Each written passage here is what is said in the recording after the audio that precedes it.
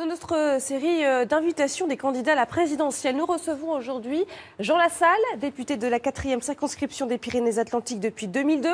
Vous avez quitté le MoDem en 2016 pour créer votre mouvement Résistons. Alors vous êtes l'un des candidats surprise de cette présidentielle et on peut dire que vous maîtrisez un exercice, c'est la communication. Alors une manière de vous présenter, je vous propose d'abord de regarder une image. Monsieur, s'il vous plaît, vous pouvez vous asseoir et ne pas chanter dans cet hémicycle. Asseyez-vous. Comment il s'appelle, lui? Eh bien, c'est un député de l'opposition, un député corse. Alors voilà, on est en juin 2003 à l'Assemblée nationale.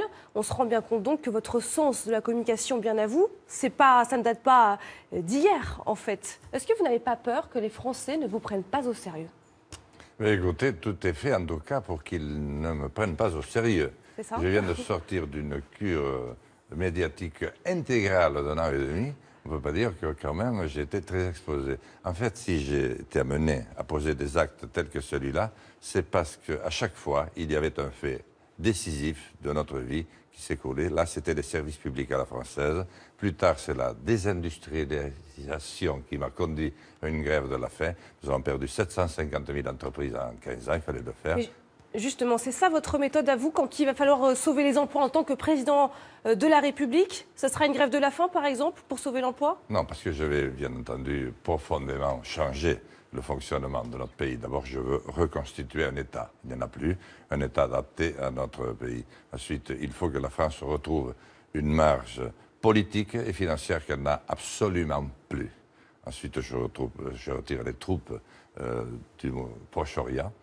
Il faut engager un processus de paix, une initiative diplomatique, et je crée la 4e arme, c'est-à-dire qu'après l'armée de terre, l'armée de l'air et la marine, je crée l'arme contre la cybercriminalité. Alors voilà, vous avez des propositions sérieuses. Il y en a une autre dont je voulais vous parler, c'est donner plus de pouvoir aux communes, parce que pour vous, c'est là que se joue la démocratie.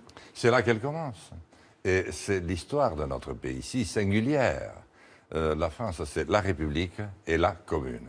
Je ne sais pourquoi, qu'est-ce qui a bien pu leur prendre. Depuis quelques années, on s'est mis à dévaloriser la commune. La commune, c'est le maire, c'est le conseil municipal.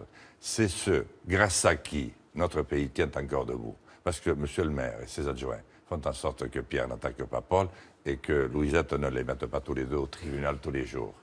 Et puis, oui. Je voulais qu'on jette un œil sur votre affiche de campagne.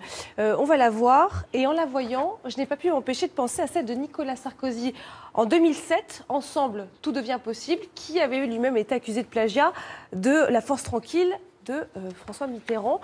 J'avais envie de savoir, vous, qui vous inspire? J'ai la chance d'avoir une équipe de campagne exceptionnelle. Elle s'est composée progressivement.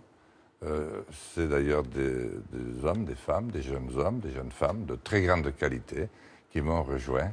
Je préfère que ça ne se sache pas trop, parce que comme ça, les grands candidats ne vont pas se rendre compte que le minusculissime candidat que je suis a sa petite activité. Dernière question, vous avez dit sur un plateau que vous voyez au 2e tour. C'est vrai? Vous y croyez vraiment? Oui, parce que qui voulez-vous y voir? L'un, vous ne savez pas s'il termine en prison ou à l'Élysée. L'autre, c'est une bulle économique et médiatique qui peut faire pssst à tout moment. Et puis, Macron et comment il s'appelle, Mélenchon vont se vampiriser. Donc ils ne seront pas. Et voilà, je ne vous le fais pas dire.